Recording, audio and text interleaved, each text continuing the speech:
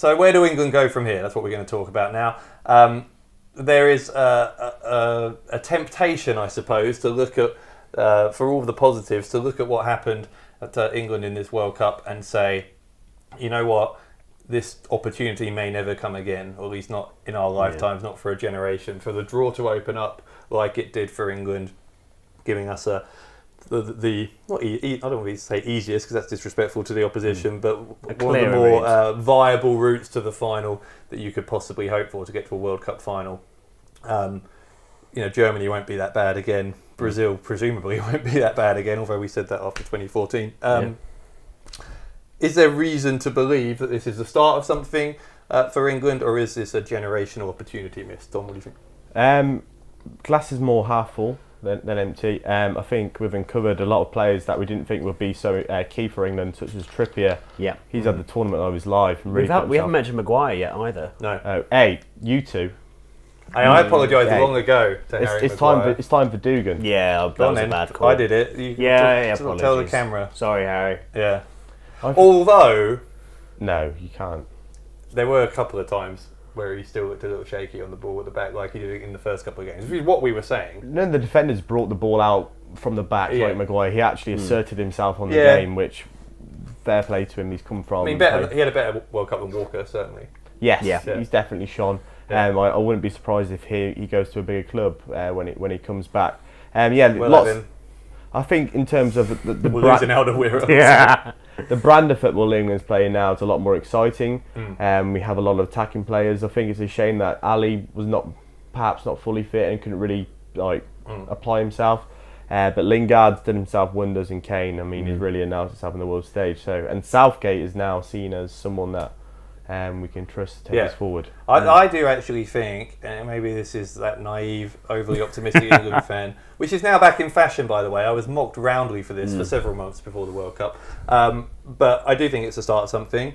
I think the team will learn, obviously, from the experience. And as you say, they are only 24, average age. There are weaknesses that can and will be addressed in their games, and they can only benefit. A lot of these guys, are now getting world-class coaching from, your Klopps and your Guardiolas and Mourinho, Pochettino, and so some of them haven't really had that for very long. John Stone has only been at City with Pep for a short period of time. If he's there for 3 or 4 years, who knows the quality this team is going to have by 2022. So I'm not saying we'll make the semis again, but... Well, I think there are a couple more things to add into that. I think firstly, you've got to look at what England youth teams are doing and the success of St George's Park in bringing through young England talent. All age groups down to under 17 have won something or in the semi-finals of a major competition, whether that be Euros, the Toulon thing, the World Cup equivalent. So that's incredibly bright going forward as long as those players get the game time when they get into the Premier League. And I think secondly, I think this new League of Nations Cup or whatever it's called from UEFA is actually going to do quite good for this England team.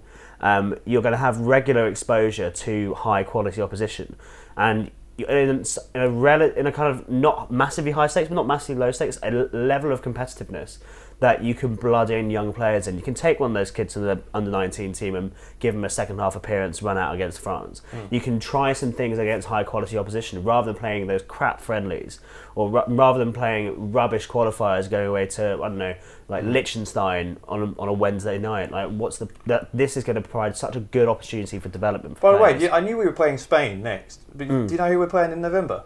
Croatia. Yeah. I didn't know that. Well, we played them twice. We played them away before that. Yeah. And then we play them. I'm absolutely going to that. That's great. And tickets aren't that bad over there. About £45 for like a mid-level.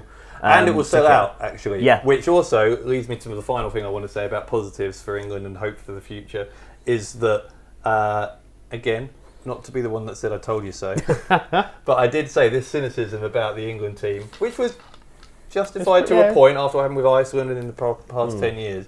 But if you ever watched that One Night in Turin documentary or know anything about 1990, English football... Look what happened after 1990. 92 was crap. 94 was crap. No, but I'm talking purely about the relationship England has with its national team. That was in the doldrums in 1990. Yeah. And then we made the semi-finals and it rejuvenated the relationship between the fans and the team for at least a decade.